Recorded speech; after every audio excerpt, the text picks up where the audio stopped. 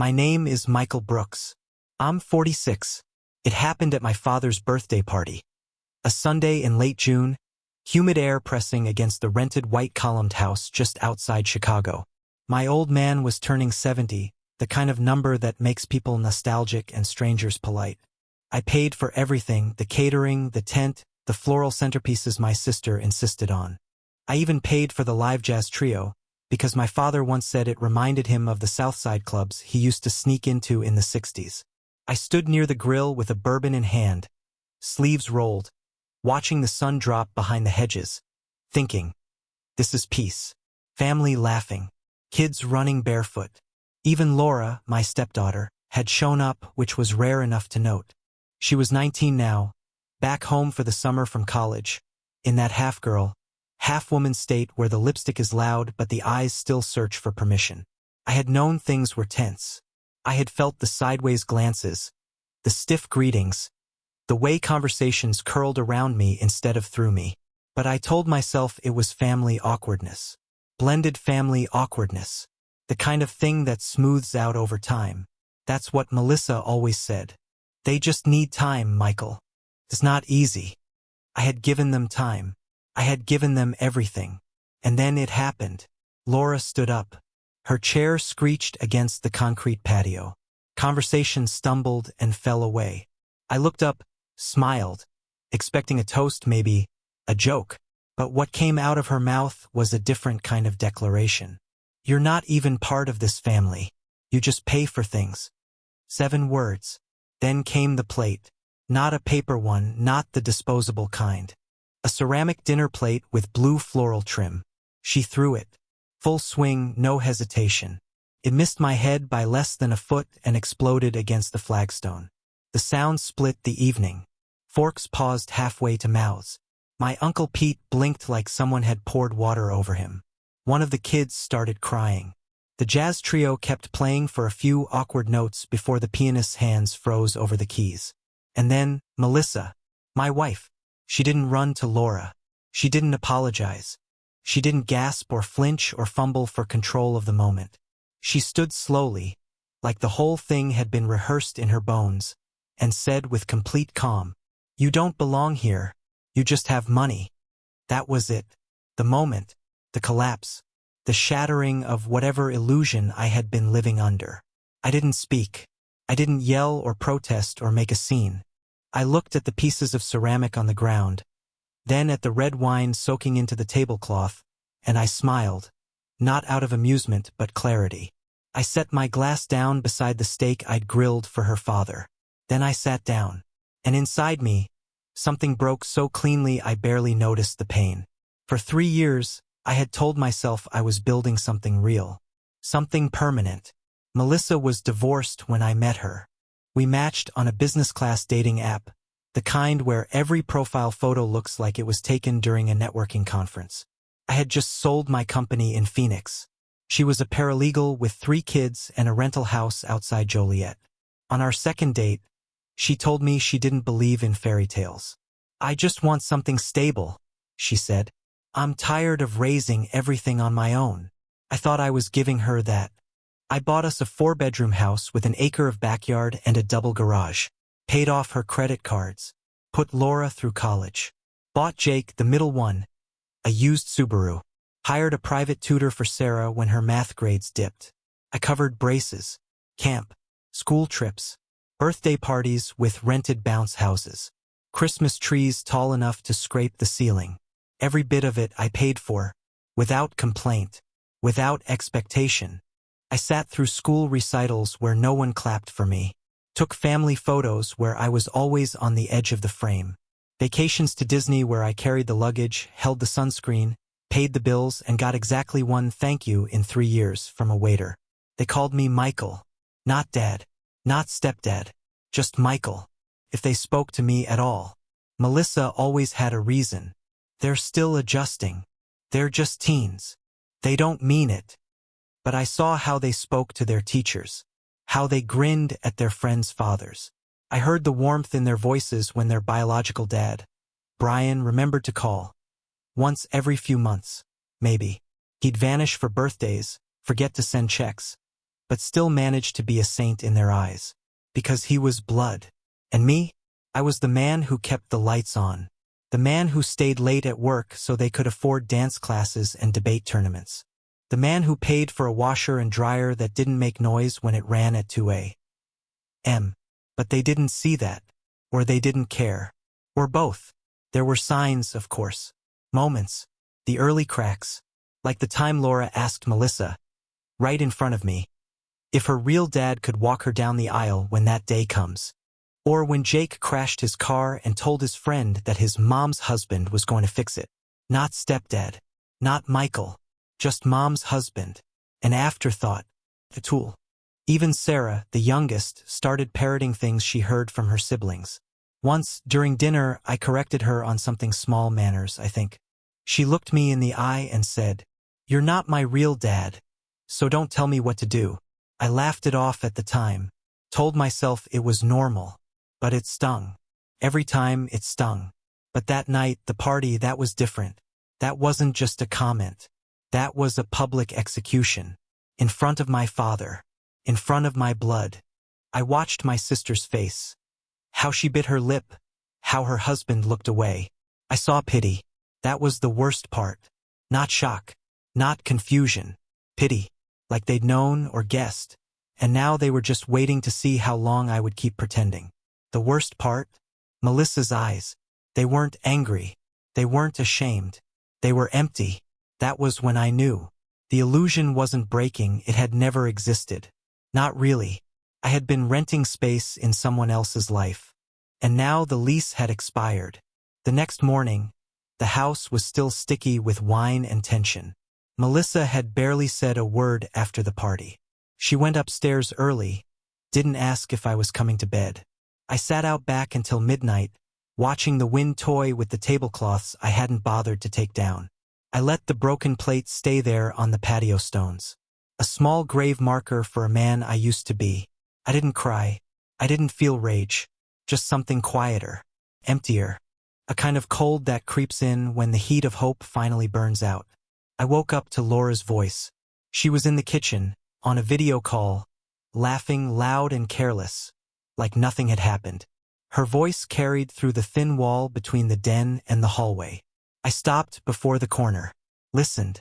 My mom married Rich. He pays for everything and just smiles like a fool. Thinks he's our dad. The girl on the other end laughed. Loud. Sharp. Mean. You should test him. Do something dramatic. Like, throw a drink or something. See if he still acts all dad mode in front of his family. And Laura, with no shame, said, "Oh my God. I literally did that last night. I threw a plate. You should have seen his face." More laughter. Louder this time. Then the sound of a soda can cracking open. I stepped back. Quietly. I didn't confront her. I didn't say a word. I went to my office, shut the door, and sat down at my laptop. And then I began clicking. First, the college portal. I logged into the account I had set up when Laura got into that overpriced liberal arts school out in Vermont. I had prepaid her tuition for the upcoming semester. 10 grand, due to post on Monday. I clicked the cancellation button. It asked me to confirm. I did. Then I opened the insurance accounts. Melissa and all 3 kids were under my employer plan. Full coverage, no deductibles. Dental, vision, the works. I called HR. Asked to revise the policy. Explained that only my spouse should be listed moving forward. Are you sure? The rep asked. Positive. Next was the car. Jake's Subaru, the one I'd bought after he got his license, was still being paid off through my credit union. I logged in, killed the auto payment, then called the bank to remove my name from the maintenance plan I'd signed him up for. He'd used it just last week to get an oil change. That'd be the last time. Then Sarah's tutor, Ms. Jensen, the sweet older woman who came twice a week with flashcards and patience. I canceled next week's appointment. Told her I wouldn't be needing her services going forward. She sounded surprised. Disappointed. I didn't explain. One by one, I shut down every lifeline. Spotify family plan? Cancelled. Grocery delivery auto renewals? Gone. The monthly transfers to Melissa's separate checking account? Done. By the time I closed the laptop, the house had grown quiet. The kind of quiet that arrives when something invisible breaks. Not a window, not a plate, but the pulse of routine. That night, nobody said anything. Laura didn't come downstairs for dinner. Jake was out with friends. Sarah was curled up on the couch, scrolling through her phone, earbuds in. Melissa served pasta. Her hands moved automatically, but her eyes flicked toward me more than once. I said nothing, just ate. The silence lasted until Monday. That's when the first cracks showed. It was around 9 a.m. when I heard Laura screaming from upstairs. Doors slamming, footsteps hammering down the stairs. She burst into the kitchen, holding her phone like it was on fire. "What the hell, Michael? I just got dropped from my classes." Melissa looked up from her coffee. "What?" "They said the tuition didn't go through. They unenrolled me." She turned to me like I was a service rep at a broken vending machine. I didn't blink. "You're not registered?" I asked, calm. "Don't play stupid. I saw the email. You canceled the payment." "I canceled a lot of payments," I said. "Didn't think you'd notice so soon." She froze. "What is wrong with you?" Melissa finally spoke. Her voice was tight, controlled. "Michael, what's going on?" I met her eyes. No anger, no performance, just the truth. "You said I'm nobody, Melissa." "Well, nobody doesn't pay for everything." She opened her mouth, probably to object, to explain. But Jake walked in, tossing his keys onto the counter. "Hey, my gas card's not working," he said. "Tried to fill up and it got declined." Then Sarah came down the stairs, her cheeks red. "Ms. Jensen isn't coming today," she mumbled. "She said we canceled." The room dropped 10 degrees. Melissa looked at me again, this time with something else behind her eyes. Not rage, not even confusion, fear. "You're punishing the kids," she said quietly. I stood up, took my plate to the sink, rinsed it. "No," I said. "I'm just stepping out of the role none of you ever wanted me to have." I left the house, went for a long drive with no destination. Let the miles wash over me like waves. I didn't listen to music. I didn't take calls. I let the engine hum and my thoughts grow sharp. For years, I had been the foundation, the invisible beams holding the whole thing up. And for years, they'd walked across me without ever looking down. Now I was gone, and the house would creak. The fallout came fast. Melissa texted me. First questions, then accusations, then pleas. "Can we talk about this before you make everything worse? The kids are freaking out. You're acting like a stranger." I didn't reply. By Thursday, Laura had posted a cryptic message on Instagram. Something about fake families and toxic men. One of her friends commented, "Girl, you don't need him." She replied, "Never did." Good. Jake called his father. I knew because Melissa mentioned it in passing, like it was supposed to guilt me. "He's not picking up," she said. I nodded. Sarah cried during dinner that night. Said her friends were still going to the math tournament. Said she didn't want to stay home while they traveled without her. I said nothing. Melissa finally cracked. Friday evening. I was out in the garage, reorganizing the tool bench. She walked in, arms crossed. "You can't just cut everything off." I didn't turn around. "I didn't," I said. "You did. When you stood there and told me I didn't belong." "That was," she hesitated. "You know I didn't mean it like that." I turned slowly, looked her in the eye. "You didn't mean it, but you believed it." She didn't deny it. "You want me to keep paying, but you don't want to treat me like I matter." "I never said you didn't matter," she said. You just stood there." I cut in. "When Laura humiliated me, in front of my family, and you said nothing. Worse, you agreed." Her mouth opened, then closed. "You all drew your lines," I said. "I'm just staying on my side of them now." I walked past her, back into the house, upstairs, closed the door behind me. Later that night, I heard her crying downstairs, and still I felt nothing. First, it was anger. Laura yelled. Jake slammed doors. Sarah cried more than she spoke. And Melissa, she paced paced the kitchen, the hallway, the bedroom, sometimes with her phone in hand, sometimes with a glass of wine, sometimes both. She kept asking the same question in different ways. Is this really necessary? But what she meant was, how far are you willing to go? The answer was, all the way. The Monday after the money stopped, Laura scheduled a meeting with her college advisor. She left the house in a huff, came back in tears, sat in the car for half an hour before coming inside. That evening she didn't eat. I heard her on the phone. Her voice hushed, frantic. He just stopped. I don't know what to do. Jake came home from school late. He'd spent the afternoon driving to his dad's office 2 towns over. He walked in red-faced, threw his keys onto the counter, and stared at me like I was something stuck to the bottom of his shoe. You broke everything. No, I revealed everything.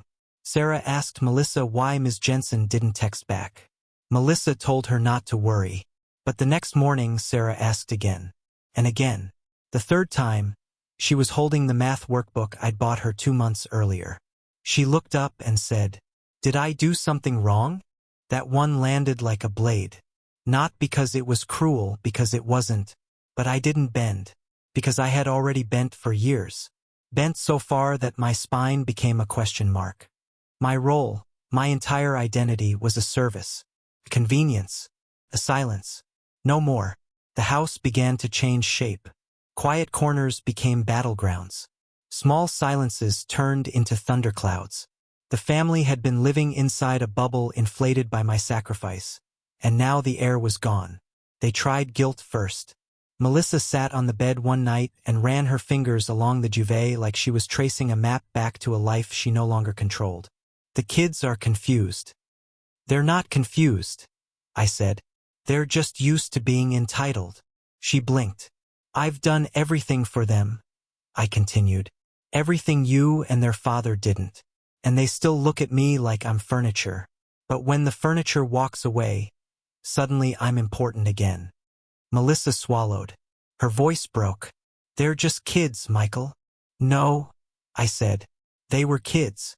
Now they're young adults. Old enough to throw plates. Old enough to repeat things they heard you say behind closed doors. She looked up sharply. Don't look shocked, I said. Laura didn't get her script from nowhere. She stood, slowly, as if the floor beneath her had shifted. So what, you want them to suffer? Is that it? No, I said. I want them to remember. The calls started that week. Not to me, to their father, Brian.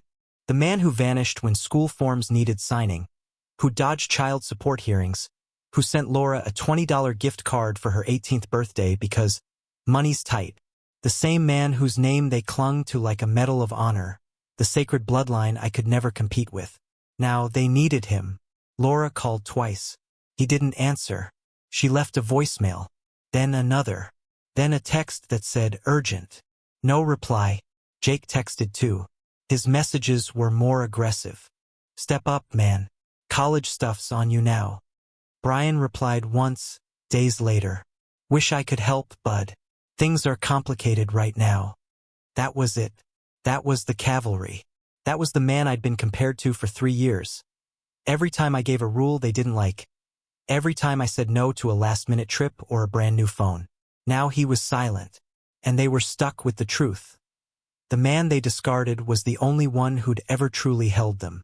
Then came the letters. First from the university. Then the auto loan company. Then the tutoring agency. One by one, small envelopes with large consequences. Each addressed to the kids, but every return address was a name I used to know. Vendors, offices, systems I'd held together like a puppeteer with 20 strings. Now the strings were cut. Melissa stopped pacing and started pleading. She waited until after dinner, when the kids were upstairs, and sat beside me at the kitchen table. She didn't speak for a minute, just looked at her hands. You made your point, she said softly. I looked up. What point is that? That you're angry, that they were cruel, that I should have stood up for you. I get it. No, I said. You understand it, but you don't feel it. She flinched like I'd slapped her. Michael, please. This family is falling apart. I nodded. It was already broken. You just didn't hear the cracks over the sound of my generosity. So what, you want out? No, I said. I want space. I want silence. I want the right to not be used. Her voice dropped to a whisper. You're not being fair. I leaned forward, my voice steady. Fair would have been Laura thanking me for her education before mocking me to her friends. Fair would have been Jake not rolling his eyes every time I offered help. Fair would have been you putting your hand on my shoulder at that party instead of stabbing it. She looked away. I didn't think you'd take it this far. I know, I said, because you never thought I could. The following weekend I started packing. Not everything, just enough. Essentials. The kind of items that signal movement without panic. A suitcase, a few shirts, my shaving kit. Melissa saw it first. What are you doing? Giving you space, I said. And me peace.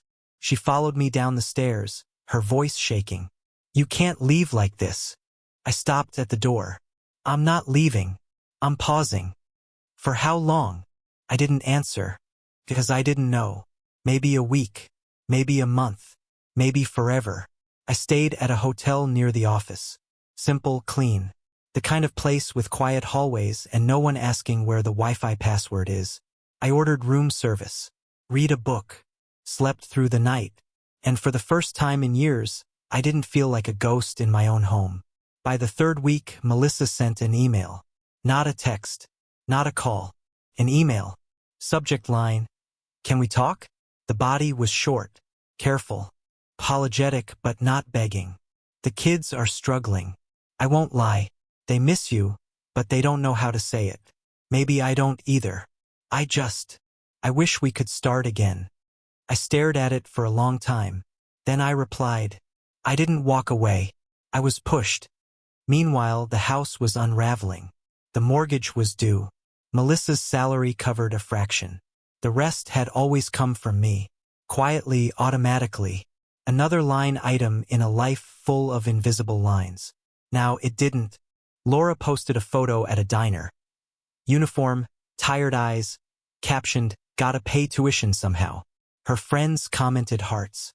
No one tagged me. Jake pulled out of school. Took a semester off to regroup. Melissa called it temporary. Sarah moved in with her grandmother. Needed more structure. Apparently. But I knew the truth. I watched it all from a distance. They called. Not often. Not together. But enough. Voicemails that started cold and ended warm. You're being dramatic. Okay. I get it, maybe I went too far. Please come home. We need you. But not once did I hear the words that might have changed something. Not we were wrong. Not you deserved better. Not thank you. Only, we need you. But I wasn't part of their we anymore.